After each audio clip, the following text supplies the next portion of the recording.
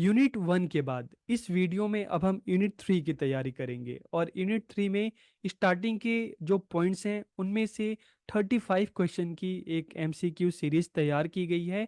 तो वीडियो को पूरा देखिए ताकि आपकी तैयारी अच्छे से हो सके। तो वीडियो को हम शुरू करते हैं और हमारे सामने सबसे पहला क्वेश्चन आ रहा है।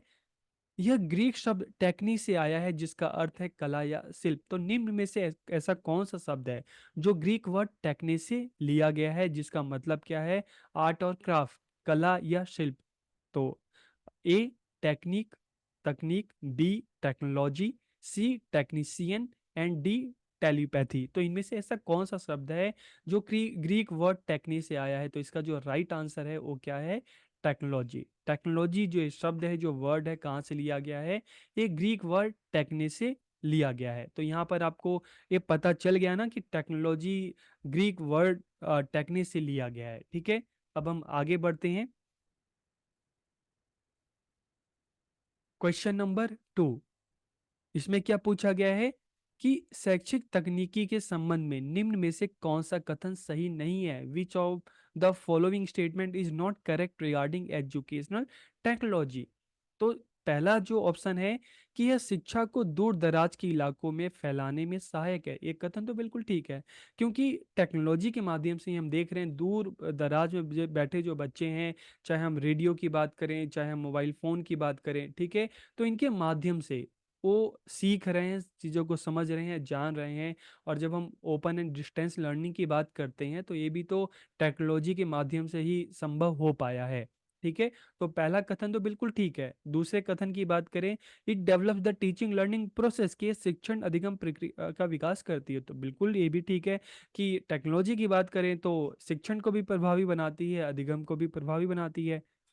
ऑप्शन सी, यह विज्ञान एवं तकनीकी का शिक्षा में अनुप्रयोग है, तो ये भी बिल्कुल ठीक है। It is the application of science and technology in education. तो साइंस एंड टेक्नोलॉजी का हम जो एक एप्लीकेशन है, जो अनुप्रयोग है, उसको हम देख रहे हैं टीचिंग एंड लर्निंग में। और अगर ऑप्शन 4 लास्ट की बात करें तो it does not promote learning itself, कि यह स्वयं अधिगम को बढ़ावा नहीं देता। तो देखिए एक कथन बिल्कुल ठीक है, क्योंकि टेक्नोलॉजी के माध्यम से ही आज हम देखते हैं ना कि जो टेक्नोलॉजी है शिक्षा के एक विकल्प के रूप में सामने आया है। तो जिसने जो बच्चों की जो अधिगम है, बच्चों की जो लर्निंग है ना, उसका ओनर बच्चों को बना दिया है। तो अब बच्चा टेक्नोलॉजी की सहायता से घर बैठे बैठे चीज़ों को सीख सकता है। तो बच्चे में अधिगम को लेकर आत्मनिर्भरता बढ़ी है। तो अगर हम ऑप्शन डी की बात करें ना, तो ये जो कथन है एजुकेशनल टेक्नोलॉजी के बारे में, ये बिल्कुल ठीक नहीं है। तो राइट आंसर क्या है? Option D. आगे बढ़ते हैं हम क्वेश्चन नंबर 3। तो क्वेश्चन नंबर 3 में क्या पूछा गया है?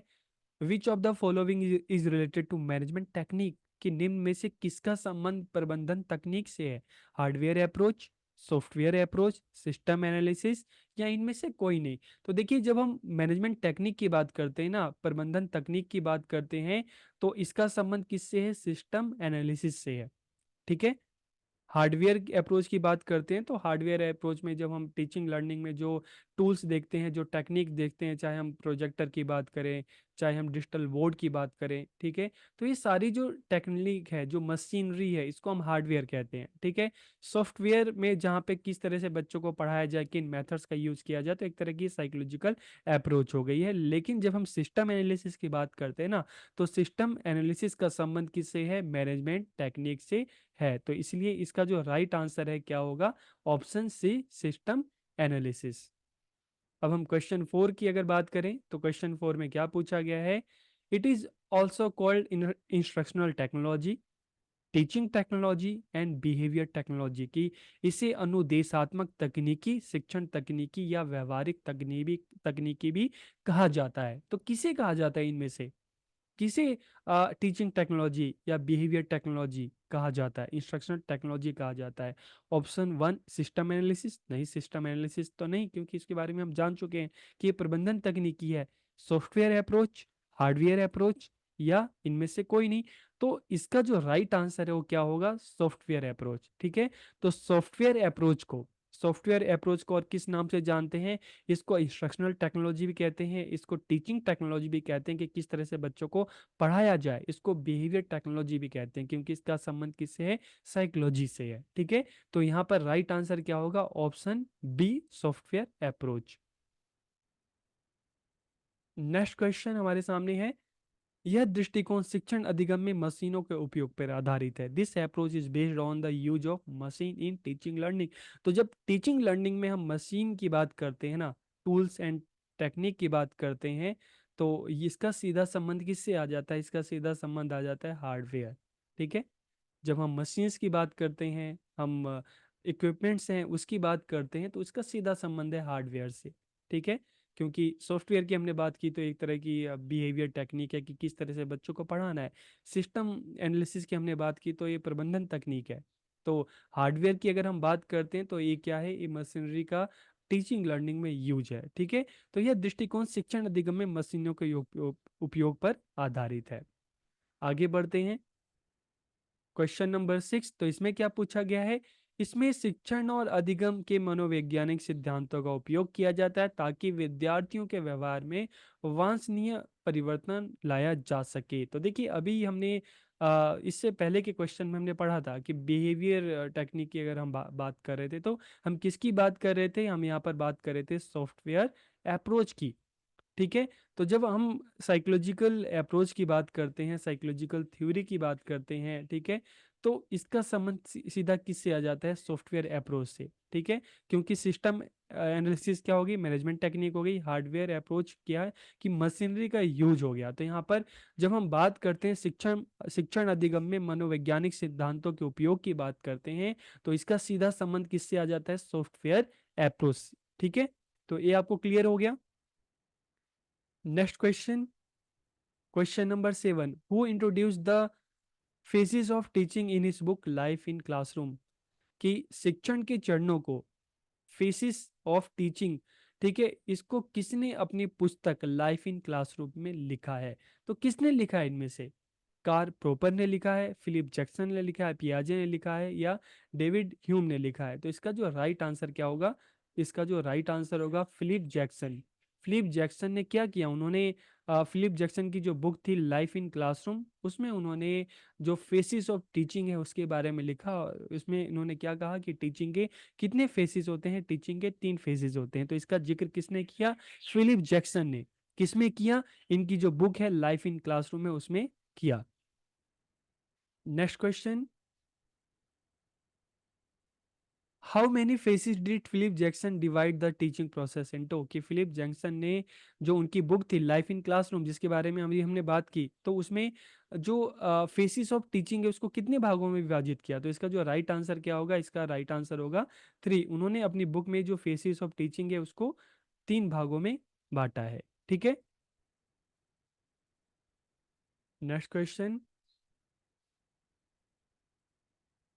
निम्न में से शिक्षण के किस चरण का संबंध नियोजन से है? Which of the following phase of teaching is related to planning? तो देखिए जब हम प्लानिंग की बात करते हैं ना, तो प्लानिंग जब भी हम कोई काम स्टार्ट करते हैं ना, तो सबसे पहले हम क्या करते हैं? प्लान करते हैं। ठीक है, पहले हम प्लानिंग करते हैं फिर उसको हम एग्जीक्यूट करते हैं। तो यहाँ पर भी क्या पूछा गया है? तो देखिए ये बेसिक चीजें ना आपको पता होनी चाहिए। प्लानिंग पार्ट जो होता है हमेशा स्टार्टिंग का पार्ट होता है।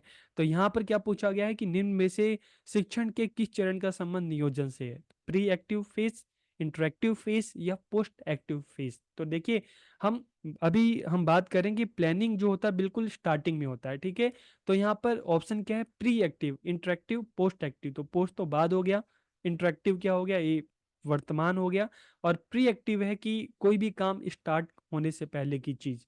तो जाहिर सी बात है जब हम बात करते हैं प्लानिंग फेज तो इसका संबंध किससे होगा? प्री एक्टिव, पूर्व सक्रिय चरण से है। ठीक है, काम शुरू होने से पहले का जो चरण होता है उसे हम क्या कहते हैं? Pre active phase.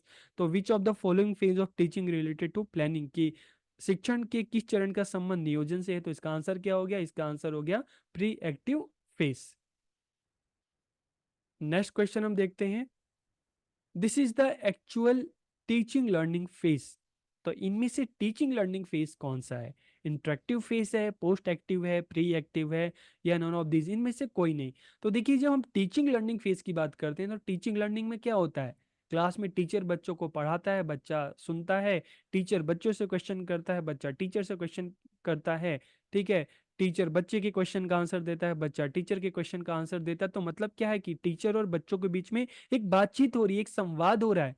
तो जब हम बात करते हैं एक्चुअल टीचिंग लर्निंग फेज की बात करते हैं, तो इसका संबंध किससे है? इसका संबंध प्री एक्टिव से भी नहीं है, क्योंकि प्री एक्टिव फेज की जो हमने बात की थी, तो प्री एक्टिव फेज किससे संबंधित है? प्लानिंग से। पोस्ट एक्टिव फेज इससे भी बिल्कुल नहीं संबंधित है, ठीक है। तो फिर यहाँ पर हम बात करें कि teaching learning phase, actual teaching learning phase में क्या हो रहा है? बच्चे या टीचर के बीच में संवाद हो रहा है, बातचीत हो रही है।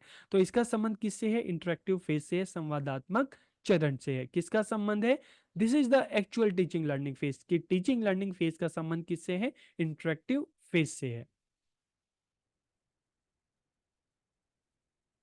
Next question, which of the following is the evaluation phase? तो देखिए इवेल्युएशन फेज हमेशा लास्ट में आता है, ठीक है। मूल्यांकन चरण होता है बाद में आता है, पहले प्लानिंग होती है, फिर उसको एक्सक्यूट किया जाता है, फिर लास्ट में इवेल्युएशन किया जाता है। तो यहाँ पर प्री एक्टिव फेज नहीं आएगा, इंटरेक्टिव फेज भी नहीं आएगा, ठीक है। नन ऑफ दिस ये भी नहीं होगा। तो आंसर क्या होगा? पोस्ट एक्टिव, बाद का जो चरण है, ठीक है। तो इवेल्युएशन की बात करते हैं तो इसका संबंध किससे है? इसका संबंध है पोस्ट एक्टिव फेज से है।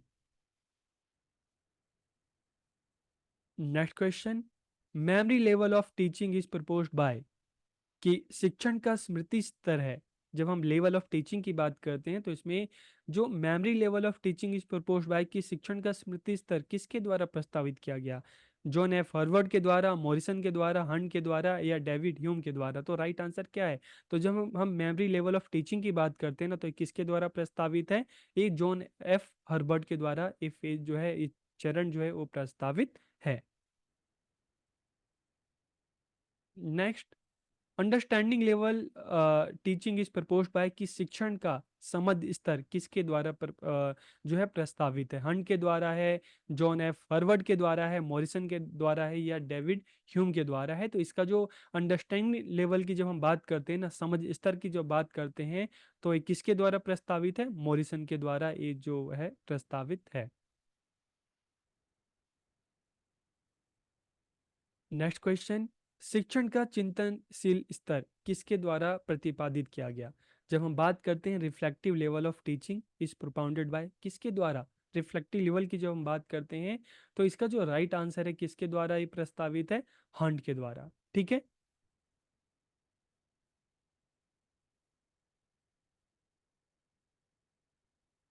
नेक्स्ट क्वेश्चन, यह शिक्षण का सबसे बुनियादी और निम्नतम स्तर माना जाता है। This is considered to be the most basic and lowest level of teaching. तो देखिए जब हम टीचिंग की लोवेस्ट लेवल की बात करते हैं ना, तो हमें भी जानना जरूरी है कि लोवेस्ट लेवल बिल्कुल शिक्षण का जो आरंभिक चरण होता है उसकी बात की जा रही है। तो ऑप्शन क्या है? Reflective level teaching, memory level teaching, understanding level teaching, and none of this. तो देखिए जब हम सबसे पहले बात करते हैं ना, हम अंडरस्टैंडिंग लेवल की बात करते हैं, तो समझ आपको कब आता है? जब आप पढ़ना शुरू करते हैं, ठीक है। जब आप पढ़ते हैं, सीखते हैं, फिर धीरे धीरे समझ आता है। फिर जब हम बात करते हैं रिफ्लेक्टिव लेवल की बात करते हैं, तो रिफ्लेक्टिव लेवल क्या होता है? कि जब आप सीख जाते हैं ना, तो उसको रिफ्लेक्ट करते हैं, वो आपकी पर्सनैलिटी में चीज़ें दिखाई देती है। और बात करते हैं मेमोरी लेवल की, तो मेमोरी लेवल क्या होता है? जब आप कोई चीज़ें सीखना स्टार्ट करते हैं तो स्टार्टिंग में क्या करते हैं? उसको बार बार रटते हैं, रट्टा लगाते हैं बार बार, ठीक है। तो जब हम शिक्षण का सबसे लोवेस्ट लेवल की बात करते हैं ना, तो लोवेस्ट लेवल क्या आ जाता है? रट्टा लगाना, मेमोरी, बार बार चीज़ों को याद करना। तो ये जो शिक्षण की बात करते हैं इस उसका सबसे लोवेस्ट लेवल माना जाता है। बच्चा स्टार्टिंग की क्लास में क्या होता है? बच्चों को आप कभी जो प्री प्राइमरी में होते हैं, प्राइमरी में होते हैं, टीचर क्या करता है? टीचर स्टार्टिंग में उनको रट्टा लगवाता है, चीज़ों को बार बार दिखाता है, उसको इमिटेट करवाता है, बार बार याद करवाता है, ठीक है। बच्चे के दिमाग में उस चीज़ को डालता है। तो यहाँ पर सबसे जो लोवेस्ट लेवल जो हो जाता है वो क्या हो जाता है? मेमोरी। और मेमोरी के बाद फिर क्या आता है? बच्चा धीरे धीरे याद करते करते समझने लगता है, तो अंडरस्टैंडिंग। और फिर धीरे धीरे जो चीज़ें समझता है उसको रिफ्लेक्ट करता है, उसको अप्लाई करता है लाइफ में, तो वो हो जाता है रिफ्लेक्टिव। तो जो सबसे बेसिक जो लेवल है वो क्या है? Memory level. Next question, it is the most advance level of teaching learning, की यह शिक्षण अधिगम का सबसे उन्नत स्तर है। तो देखिए कौन सा स्तर, memory level, reflective level, understanding level, या इनमें से कोई नहीं। तो अभी हमने बात की कि मेमोरी लेवल जो है वो बिल्कुल बेसिक है, वो स्टार्टिंग का लेवल है।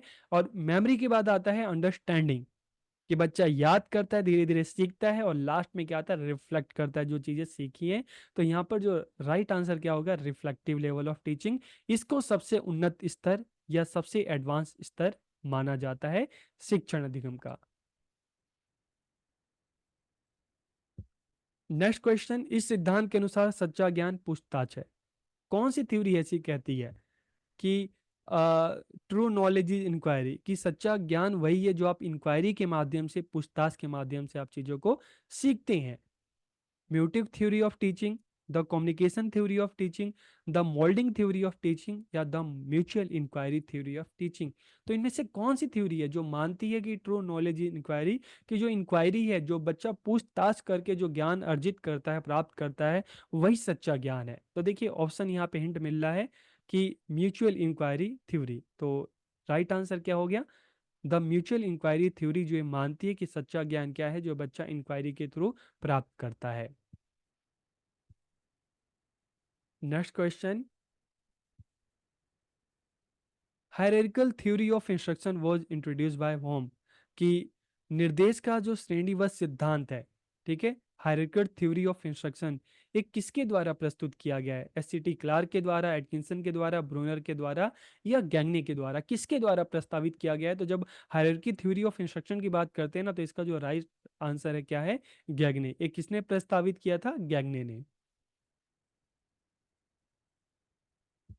Next question, cognitive development theory of instruction was introduced by home, कि निर्देशात्मक विकासात्मक सिद्धांत किसके द्वारा प्रस्तावित किया गया, गैग्ने के द्वारा, ब्रूनर के द्वारा, एटकिंसन के द्वारा, एससीटी क्लार्क के द्वारा। तो इसका जो राइट आंसर क्या है, ब्रूनर के द्वारा cognitive development theory of instruction जो है, इस सिद्धांत जो है ये प्रस्तावित किया गया।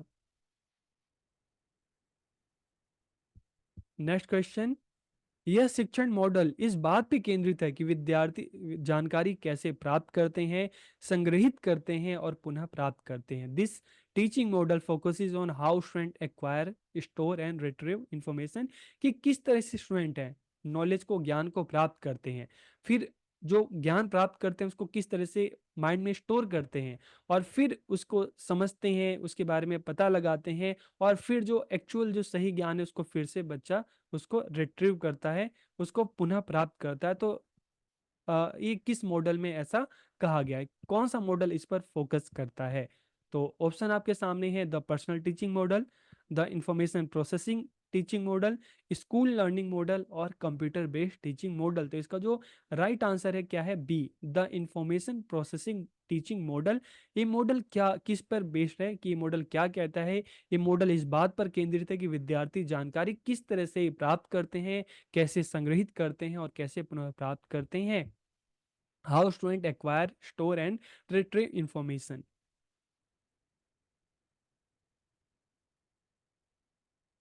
Next question, these are use for presentation in overhead projector, की ओवरहेड प्रोजेक्टर, इनका उपयोग ओवरहेड प्रोजेक्टर में प्रस्तुतिकरण के लिए किया जाता है। ठीक है, तो देखिए जब हम ओवरहेड प्रोजेक्टर की बात कर रहे थे तो उसमें हमने जाना कि ओवरहेड प्रोजेक्टर में क्या होता है, जो मिरर होता है उस पर एक सीट रखी जाती है। ठीक है, तो उस सीट पे टेक्स्ट भी होते हैं, पिक्चर भी होता है। तो उस सीट जब मिरर पे रखा जाता है तो नीचे से लाइट निकलती है और ऊपर जो लेंस है उसके थ्रू सामने की वॉल पे जाती है। तो उस सीट को क्या कहते हैं, ठीक है, जो सीट रखा जाता है वो रहेड प्रोजेक्टर पे जिसके थ्रू सामने रिफ्लेक्शन होता है, तो उस सीट को क्या कहते हैं, स्ट्रेट फिल्म ट्रांसपेरेंट सीट, या पेपर सीट, पॉलिथीन सीट कहते हैं, या बटर पेपर सीट। तो उस सीट को क्या कहते हैं। तो राइट आंसर इसका क्या है, स्ट्रेट फिल्म ट्रांसपेरेंट सीट। ठीक है, ट्रांसपेरेंट सीट इसको हम कहते हैं। ठीक है, आगे बढ़ते हैं हम, question number 22, why C A I a good tool for student with special need, की विशेष आवश्यकता वाले बच्चों के लिए जो कंप्यूटर असिस्टेड इंस्ट्रक्शन है एक अच्छा उपकरण क्यों है, उसमें ऐसी क्या खासियत है। तो आपके सामने जो ऑप्शन है, क्योंकि कंप्यूटर सहायता प्राप्त निर्देश एक ही व्याख्या को दोहराता है। ठीक है, मतलब जो बच्चे ने पढ़ा है उसको बार बार इसके माध्यम से पढ़ सकता है, रिपीट कर सकता है। ऑप्शन बी, क्योंकि सीआई के लिए उच्च स्तर की निपुणता की आवश्यकता होती है। क्योंकि सीआई के लिए विद्यार्थी को विद्यालय आना आवश्यक होता है। या विशेष आवश्यकता वाले बच्चों के लिए अच्छा उपकरण नहीं है। तो राइट आंसर क्या है? Why C I is good tool for student with special need. की स्पेशल नीड वाले जो बच्चे होते हैं, जो विशिष्ट आवश्यकता वाले जो बच्चे होते हैं, उनके लिए सी आई कंप्यूटर इंस्ट्रक्शन जो असिस्टेड इंस्ट्रक्शन है क्यों जरूरी होता है? तो देखिए, इसका जो ऑप्शन ऑप्शन डी देखेंगे ना, इसमें तो साफ मना कर दिया कि अच्छा नहीं होता, तो ये आंसर तो वैसे ही गलत हो जाता है। ऑप्शन सी की बात करते हैं तो क्योंकि सीआई के लिए विद्यार्थी को विद्यालय आना आवश्यक होता है, तो इसका भी इससे कोई मतलब नहीं है। बी की बात करें, क्योंकि सीईआई के लिए उच्च स्तर की निपुणता की आवश्यकता होती है। अब विशिष्ट आवश्यकता वाले बच्चों की बात करते हैं तो देखिए, हर कोई, अगर हम बात करते हैं कि उस स्तर की निपुणता तो उनमें हर किसी में हो, तो ऐसा पॉसिबल नहीं हो पाता। तो राइट आंसर क्या है? क्योंकि कंप्यूटर सहायता प्राप्त निर्देश एक ही व्याख्या को दोहराता है। तो देखिए, अगर हम सीईआई की बात करें ना, कि कंप्यूटर आधारित जो बच्चा चीज़ों को सीख रहा है, चीज़ों को जान रहा है, तो इसके माध्यम से क्या है कि बच्चा क्या है कि चीज़ें जो रिकॉर्डेड चीज़ें हैं, जो लेक्चर्स हैं, ठीक है, जो कंटेंट है, उसको बार बार सुन सकता है, उसको बार बार समझ सकता है अपने हिसाब से। तो इसका जो राइट आंसर क्या होगा? वो होगा ए। क्योंकि कंप्यूटर सहायता प्राप्त निर्देश एक ही व्याख्या को दोहराता है, जिससे बच्चा अपने पेस के हिसाब से अच्छे से सीख सकता है, अच्छे से जान सकता है। Next question, computer assisted instruction is based on principle. कि जब हम बात करते हैं कि कंप्यूटर सहायता प्राप्त निर्देश किस सिद्धांत पर आधारित है? क्लासिकल कंडीशनिंग पे आधारित है, ऑपरेंट कंडीशनिंग पे आधारित है, पेवलोनियन कंडीशनिंग पे आधारित है, या सेंडर कंडीशनिंग पे आधारित है? किस पे आधारित है? क्लासिकल कंडीशनिंग आप सबने साइकोलॉजी में पढ़ा होगा, शास्त्रीय कंडीशनिंग, या ऑपरेंट कंडीशनिंग पे है, या पेवलोनियन कंडीशनिंग पे है, या प्रेषक कंडीशनिंग पे है? तो इसका जो राइट आंसर जो है वो क्या है? Operant conditioning. ठीक है। ऑपरेंट कंडीशनिंग की जब हम बात करते हैं तो स्किनर ने बी एफ स्किनर ने जो रेड पे जो अपना एक्सपेरिमेंट किया था, ठीक है, तो ये जो हम कंप्यूटर असिस्टेड इंस्ट्रक्शन की बात करते हैं तो ये उसी पर आधारित है। Next question, the term email stand for, email शब्द का इसका पूरा अर्थ क्या है? ठीक है, emergency mail, extra mail, electronic mail, या एक्सटर्नल मेल? तो इसका जो राइट आंसर है, ईमेल का मतलब है electronic mail. Next question, what are the main advantages of email? कि ईमेल का मुख्य लाभ क्या है? ऑप्शन वन, फास्ट स्पीड है, लोवेस्ट कॉस्ट है, रिकॉर्ड कीपिंग है, या सभी हैं? तो देखिए, ईमेल में क्या है कि हम मिनटों में, हम सेकंड में, हम कोई भी इंफॉर्मेशन दूर तक, अपने देश में, अपने राज्य में, विदेशों में, हम कहीं पे भी तुरंत भेज सकते हैं। तो फास्ट स्पीड तो हमें देखने को मिलती है।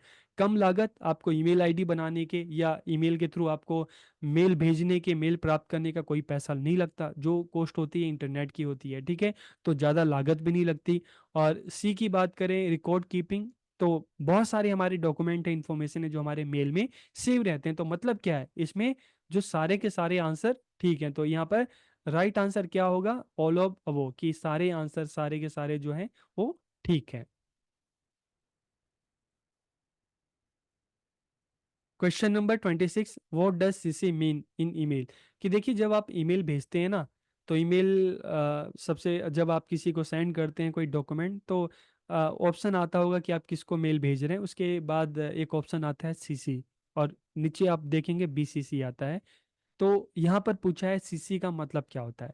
कार्बन कॉपी होती है, कलर करेक्शन होता है, क्लोज कैप्शनिंग होती है, या क्रेडिट कैप्शन होता है? तो यहाँ पर सीसी का मतलब, जब हम ईमेल की बात करते हैं तो सीसी का मतलब होता है कार्बन कॉपी। अब नेक्स्ट क्वेश्चन आता है डब्ल्यू डब्ल्यू डब्ल्यू, हमेशा आप सुनते होंगे, ठीक है। W W W is the abbreviation of, की डब्ल्यू डब्ल्यू डब्ल्यू किसका संक्षिप्त रूप है? Option one, who, what and where. Option B, where, wide and wave. Option C, world wide and wave. या option D, world wide wave. क्यों, किसका संक्षिप्त रूप है डब्ल्यू डब्ल्यू डब्ल्यू? तो इसका जो राइट आंसर क्या होगा? वर्ल्ड वाइड वेव इसका संक्षिप्त रूप है। इसको हम शॉर्ट फॉर्म में कहते हैं W W W. Next question है, एक वेब पेज पर यदि हम किसी शब्द को क्लिक करते हैं तो एक नया डॉक्यूमेंट खुल जाता है, तो इसको क्या कहा जाता है? एंकर कहते हैं, यूआरएल कहते हैं, हाइपरलिंक कहते हैं, रेफरेंस कहते हैं। तो देखिए, कई बार आपके साथ ऐसा होता होगा कि आप गूगल पे कोई कंटेंट सर्च कर रहे हैं, ठीक है? तो कुछ जो लाइन है या कोई वर्ड है, आप देखेंगे बिल्कुल ब्लू कलर की आती है, अंडरलाइन भी उस पे होता है, और आप जब उन पे क्लिक करते हैं ना, तो क्लिक करते ही दूसरा पेज खुल जाता है। तो वो क्या होता है कि जो वो वर्ड होता है किसी ना किसी इमेज से, किसी ना किसी टेक्स्ट से, किसी ना किसी वीडियो से लिंक होता है। ऐसे में आपने ये भी देखा होगा कि जब आप इंटरनेट पे कोई चीज़ें सर्च करते हैं तो ऊपर यूआरएल का ऑप्शन आता है, ठीक है? उसमें वर्ड्स होते हैं, आप उसको कॉपी करके पेस्ट करते हैं, उस पर आप जब क्लिक करते हैं तो क्लिक करके एक नया पेज ओपन हो जाता है। तो इस तरह के जो आप कहते हैं कि एक वेब पेज पर किसी शब्द को क्लिक करें तो एक नया डॉक्यूमेंट खुल जाता है, तो वो शब्द किससे लिंक होता है? ठीक है, तो उसे हम कहते हैं हाइपरलिंक। इस तरह के जो शब्द हैं आपको अक्सर जब आप कॉपी पेस्ट करेंगे तो आपको ब्लू कलर में दिखे होंगे, नीचे अंडरलाइन भी होती है। अक्सर आप इंटरनेट पे भी कोई चीज़ पढ़ रहे हैं, कुछ सर्च कर रहे हैं, तो अक्सर ब्लू कलर में आते हैं। तो हाइपर लिंक होते हैं, वीडियो से होते हैं, वो किसी इमेज से होते हैं, टेक्स्ट से होते हैं, तो उसे हम क्या कहते हैं? हाइपर लिंक, जिसको क्लिक करने से एक नया पेज ओपन हो जाता है। Next question, website is a collection of, कि वेबसाइट किसका संग्रह है? ऑडियो फाइल्स का, इमेज फाइल्स का, वीडियो फाइल्स का, किसका संग्रह है? या एचटीएमएल फाइल्स का, किसका संग्रह है? तो यहाँ पर जो राइट आंसर है कि website is a collection of HTML files.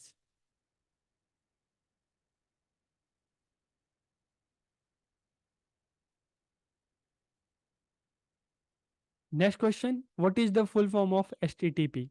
अक्सर नेट पे कुछ सर्च करते होंगे तो ऊपर एचटीटीपी लिखा आता है, तो एचटीटीपी का फुल फॉर्म क्या है? हाइपर टेक्स्ट ट्रांसमिशन प्रोटोकॉल है, या हाइपर टेक्स्ट ट्रांसफर प्रोटोकॉल है, या हाइपर टर्मिनल ट्रांसपोर्ट प्रोटोकॉल है, या हाइपर टर्मिनल ट्रांसफर प्रोटोकॉल है? क्या मतलब है, क्या फुल फॉर्म है एच टी टी पी का? तो इसका जो राइट आंसर है वो क्या होगा? इसका राइट आंसर है बी। जब हम बात करते हैं एच टी टी पी, इसका फुल फॉर्म क्या है? Hyper text transfer protocol. Next question, इस कैरेक्टरिस्टिक्स ऑफ ऑनलाइन लाइब्रेरी की इनमें से क्या ऑनलाइन लाइब्रेरी की एक विशेषता है? Lower maintenance cost, maximum physical space for shortage, less fees, easiness in reading. तो इसमें से क्या एक, जो हम बात करते हैं ऑनलाइन लाइब्रेरी की, क्या एक काफ़ी आप कह सकते हो कि मुख्य विशेषता है? तो देखिए, जब ऑनलाइन लाइब्रेरी की हम बात करते हैं ना, तो वहाँ पे ना स्पेस की ज़रूरत होती है, ठीक है? वहाँ पे हम देखते हैं कि जो भंडारण के लिए अधिकतम भौतिक स्थान, उसके लिए कोई स्पेस की भी जरूरत नहीं होती, ठीक है? पढ़ने में अगर हम आसानी की बात करें, ठीक है, या लेस फीस की बात करें, तो इनमें अगर हम बात करते हैं तो ऑनलाइन लाइब्रेरी की क्या मुख्य विशेषता है? ठीक है, तो जो मुख्य विशेषता है क्या है? लोअर मेंटेनेंस कॉस्ट, की कम रख रखाव लागत। कि अब जैसे हम आप ऑफलाइन जो लाइब्रेरी आप देखते होंगे काफ़ी स्पेस में होती है, ठीक है? जो बुक्स होते हैं उसके लिए अलमीरा होती है, लाइब्रेरी में काफ़ी लोग काम करते हैं, तो उसको देख रेख करनी पड़ती है, ठीक है? अक्सर वेदर चेंज होता है तो बुक्स जो हैं ख़राब होने का भी डर होता है। तो जब हम ऑफलाइन लाइब्रेरी की बात करते हैं ना, तो उसकी जो कॉस्ट होती है काफ़ी, हम देखते हैं कि रख रखाव में काफ़ी लागत रखती है। लेकिन जब हम ऑनलाइन लाइब्रेरी की बात करते हैं ना, तो इसके लिए कोई ऐसे पर्टिकुलर स्पेस नहीं चाहिए होता है, ठीक है? तो इसकी जो मेंटेनेंस जो कॉस्ट होती है ना, वो काफ़ी लोअर होती है, वो काफ़ी कम होती है। तो ऑनलाइन लाइब्रेरी की जो एक विशेषता है, मुख्य विशेषता क्या है कि इसकी जो मेंटेनेंस जो कॉस्ट होती है कम, रख रखाव की जो लागत होती है वो कम होती है। वो जो फिजिकल जो हम लाइब्रेरी देखते हैं ना, उसकी जो मेंटेनेंस कॉस्ट ज़्यादा होती है, लेकिन ऑनलाइन लाइब्रेरी की जो मेंटेनेंस कॉस्ट होती है कम होती है, ठीक है?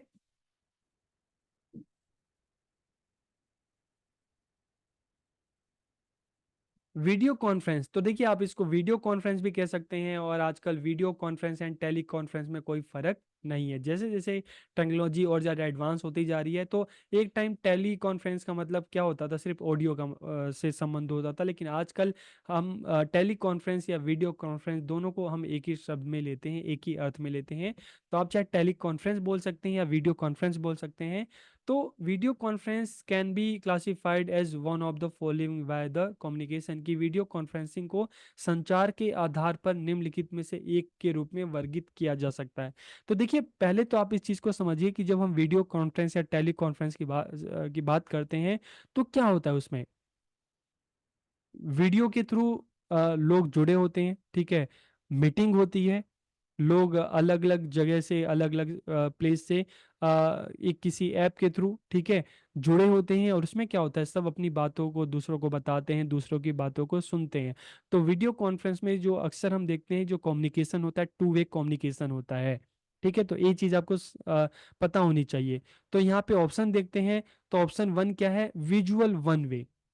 तो वीडियो कॉन्फ्रेंसिंग में विजुअल वन वे का मतलब है कि सिर्फ आपको एक तरफ का दिखाई दे रहा है, ठीक है। तो ऐसा तो नहीं होता, वो वीडियो कॉन्फ्रेंस में तो दोनों तरफ से दिखाई देता है, दोनों तरफ से सुनाई देता है। तो ये आंसर तो वैसे ही गलत हो जाता है।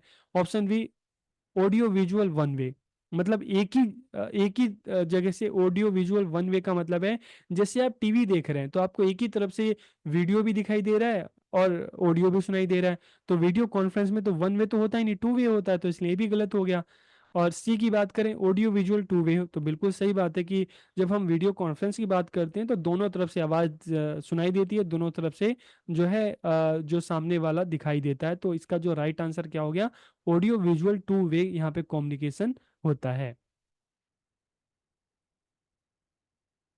नेक्स्ट क्वेश्चन, दूर दराज के स्थानों पर सूचना को तुरंत स्थानांतरित करने के लिए इस्तेमाल की जाने वाली विधि को क्या कहते हैं हम।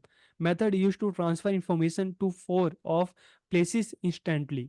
तो तुरंत किसके द्वारा सूचनाओं का आदान प्रदान होता है, किसके द्वारा होता है, डेटा के द्वारा होता है, नहीं। इंफॉर्मेशन टेक्नोलॉजी, नहीं। लैंग्वेज, नहीं। तो क्या होता है, टेली कम्युनिकेशन, दूर संचार, जिसको हम क्या कहते हैं, फोन, टेलीफोन। तो ये सूचना के आदान प्रदान का सबसे फास्ट है, ठीक है। इसके माध्यम से आप दूर दराज में जो लोग हैं, गांव में लोग हैं, ठीक है, विदेशों में जो लोग हैं, तुरंत आप क्या कर सकते हो, उन तक सूचनाओं का आदान प्रदान कर सकते हो। तो इसका जो राइट आंसर होगा, telecommunication, mobile telephone. Next question क्या है, arrange the following steps for setting up a video conference, कि जब हम वीडियो कॉन्फ्रेंस करते हैं तो उसका क्या स्टेप है, ठीक है, किस तरह से स्टार्ट किया जाता है। तो आप याद कर सकते हैं, जैसे कोविड में आपकी ऑनलाइन क्लासेस होती थी, तो स्टार्ट कैसे होती थी। Option A, schedule the meeting time, meeting का समय निर्धारित होता था पहले। या सेंड इनविटेशन टू पार्टिसिपेंट, या आप सबसे पहले इनविटेशन का पार्टिसिपेंट जो पार्टिसिपेंट हैं उनको इनविटेशन भेज दिया जाता था। या select a video conferencing platform, video conferencing platform को चुना जाता था पहले। या ऑडियो वीडियो उपकरण का परीक्षण कर दिया जाता था। तो क्या चीज़ें सबसे पहले होती थी, कौन सा ऑप्शन इसमें ठीक है। तो देखिए, जब इस तरह की जो वीडियो कॉन्फ्रेंस होती है तो सबसे पहला क्या होता है, सबसे पहले ये देखा जाता है कि वीडियो कॉन्फ्रेंस होगा तो किस प्लेटफॉर्म से होगा, आप किस ऐप के थ्रू करेंगे, आप किस सॉफ्टवेयर के थ्रू करेंगे। तो यहाँ पर जो पहला अगर आप नंबर आएगा तो पहला नंबर क्या आएगा, सी, ठीक है। सबसे पहले क्या होगा, select a video conference platform, की वीडियो कॉन्फ्रेंस प्लेटफॉर्म को चुनना। उसके बाद आप क्या करेंगे, वीडियो कॉन्फ्रेंस जो ऐप है, जो सॉफ्टवेयर आपने उसको चुन लिया। उसके बाद आप निमंत्रण जो भेजेंगे, आमंत्रण, सॉरी, आप आमंत्रण भेजेंगे, इनविटेशन भेजेंगे। या इनविटेशन भेजने से पहले क्या करेंगे, तो सेकंड हम क्या करेंगे, हम मीटिंग का समय निर्धारित करेंगे, मीटिंग का समय निर्धारित करेंगे। उसके बाद क्या करेंगे, उसके बाद प्रतिभागियों को आप जो इनविटेशन भेजेंगे, आमंत्रण भेजेंगे, और लास्ट में फिर जो होगा वीडियो कॉन्फ्रेंस शुरू हो जाएगी। तो इसका राइट आंसर क्या होगा, बी, ठीक है। सबसे पहले वीडियो कॉन्फ्रेंसिंग का प्लेटफॉर्म चुनेंगे, किस प्लेटफॉर्म पे वीडियो कॉन्फ्रेंस होगा। उसके बाद फिर हम क्या करेंगे, मीटिंग का समय निर्धारित करेंगे, फिर इनविटेशन भेजेंगे, और उसके बाद फिर जो वीडियो कॉन्फ्रेंस है वो शुरू हो जाएगी। लास्ट क्वेश्चन, निम्न में से कौन सा दूरदर्शन का शैक्षिक टेलीविजन चैनल है। दूरदर्शन आप देखते होंगे ना, ठीक है, डीडी वन जिसको हम कहते हैं। तो कौन सा उसका एक शैक्षिक चैनल है, आपने देखा होगा कई बार, गुरुकुल, नहीं, गुरुकुल के बारे में तो हमने नहीं सुना, उसमें हमने ऐसा कुछ देखा नहीं। ज्ञान भारती, ज्ञान दर्शन, या विद्या, कौन सा दूरदर्शन का एक शैक्षिक टेलीविजन है। तो इसका जो राइट आंसर होगा, ज्ञान दर्शन। ज्ञान दर्शन जो है दूरदर्शन का एक एजुकेशनल आप कह सकते हैं चैनल है, ठीक है। तो इस तरह से इस वीडियो में आपका जो यूनिट 3 है उसके स्टार्टिंग के जो पॉइंट्स हैं उसके हमने 35 क्वेश्चन जो हैं लिए हैं। अब नेक्स्ट वीडियो में कुछ और क्वेश्चन के साथ हम आएंगे, तो आप अच्छे से अपनी तैयारी कीजिए ताकि आपका एग्ज़ाम अच्छे से जाए। तो आप सबको बहुत बहुत शुभकामनाएं।